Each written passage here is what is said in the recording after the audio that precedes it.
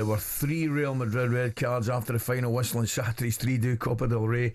Loss, I beg your pardon. And extra time against Barcelona. What a game. It's madness. I watched it. The first instalment of a potential treble for Barca. Real manager Carlo Ancelotti is now set for the exit door with the Brazilian national team his potential next destination. Here is South America's football expert Tim Vickery. He's got more for us, Tim. Well, we've got nothing official, and the deadline that Brazil set a couple of weeks back, they said May the 17th. Why May the 17th for the new coach?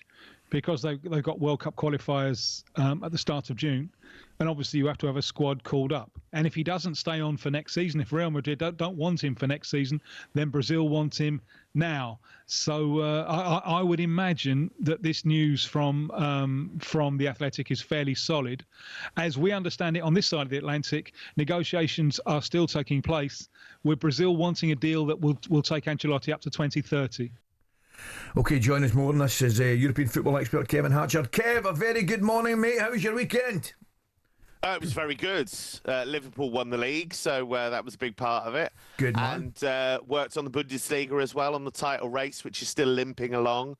Still lasted for another week, the Bundesliga title race. So Harry Kane has to wait for a little while longer for that first trophy. So, yeah, it was a great weekend. And as you say, that Copa del Rey final was absolutely bonkers from start to finish. Mate, I watched it. And the first thing I said to Troy who came in this morning, obviously we talk about Liverpool, we talk about the fight, we talk about everything.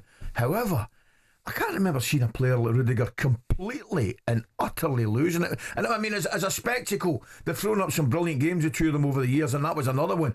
But probably the main talking point was his behaviour.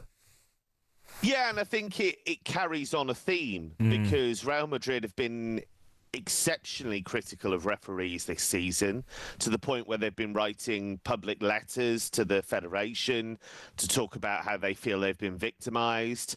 I thought the actions of the TV channel were a disgrace, putting pressure on the referee to the point where he gave a press conference and was in tears about why his kids had been saying to him that they'd been, bullied at school. Terrible. And his dad was a thief and all that. Horrendous, absolutely horrendous. And that's before we even got started.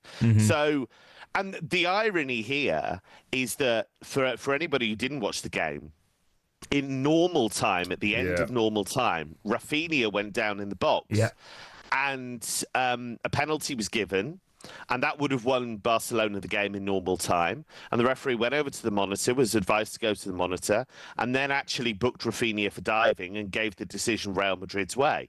So, I mean, there's no way you could kind of allege that he was in Barcelona's pocket or anything like that, because he just simply would have given that penalty. So the whole thing, I think, has been really unedifying. And for a club that says that it's the biggest in the world, likes to style itself as the biggest in the world, they can be quite small time in their outlook sometimes. And I don't think they've done themselves any favours. Rüdiger's always on the edge. He plays with passion. He plays with commitment. But that was outrageous to throw an ice cube. It doesn't matter what it is. If you're throwing any kind of missile anywhere near the referee, I mean, I know, people will say it's not a big deal, but it is. And he's apologised for his behaviour. He said he shouldn't have done that. So he has come out and apologised, and he will, probably get a hefty ban, I would think. Yeah, Kev, I think you've encapsulated it perfectly there. But I do want to just talk about this Real Madrid thing, especially around referees. They're giving off this, I'm taking my ball, I'm going home type of vibe. These spoiled brat kids, and when it doesn't work for them, because last year they were getting a lot of calls and it was great, and obviously they were winning, but this year it's very much spoiled behaviour, isn't it? And it's starting to creep in, and I'm starting to see it creep into Jude now, and starting to think, how does that affect him as a young man if he starts to think this is the way that they could behave? Yeah, I think that's a really good point, because he was one of the players sent off after the final whistle, for an aggressive attitude. It was included in the referee's report afterwards. And I do just think that is the danger, that, politically they're trying to put forward this idea that they're being victimised and what have you. And of course, Real Madrid are never shy about throwing their weight around. We've seen that with the Super League debate. They've been one of the primary drivers in that. But yeah, I think it's just not necessary. They came very close, actually, to to winning that Copa del Rey final.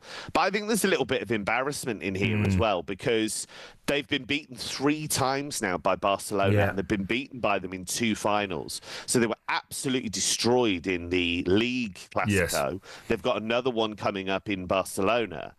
But they lost the Spanish Super Cup final as well. They've lost this final.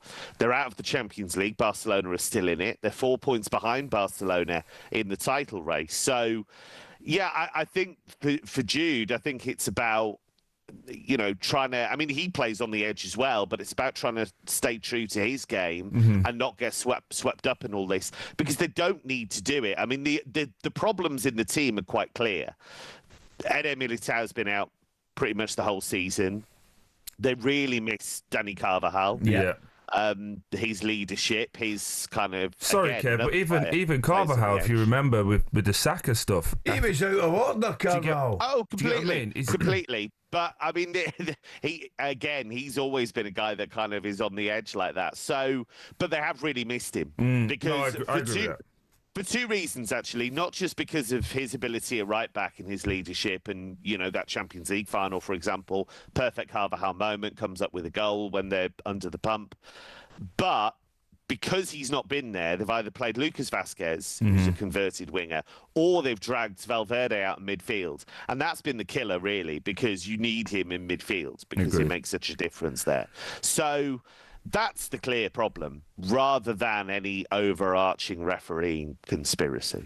Kev, just before we go, result of the weekend, I cannot believe, how did Nice manage to beat PSG? I know they've got bigger things in their plate, but I watched Nice in the Europa League. I couldn't believe some of their poor performances. They go to PSG and win. And while we're on that, tell me about Scott McTominay again. 2 goals yesterday. He's flying that Scottish flag in Serie A, mate. They've got a chance, 3 points clear. They could do it. I was going to say, Ali, I thought you'd missed that one, because I was thinking, I can't believe he's got one question left and he's asking me about Nice. Yeah, look, McTominay's been absolutely terrific this season. And I think he's gone to what his best... His strongest suit is, which is being a box crasher, right? The timing of those runs into the box, and a great example of that last night, because both goals are him getting on the end of crosses, being in the right place at the right time. They absolutely love him in Naples. He's really worked hard to embrace it.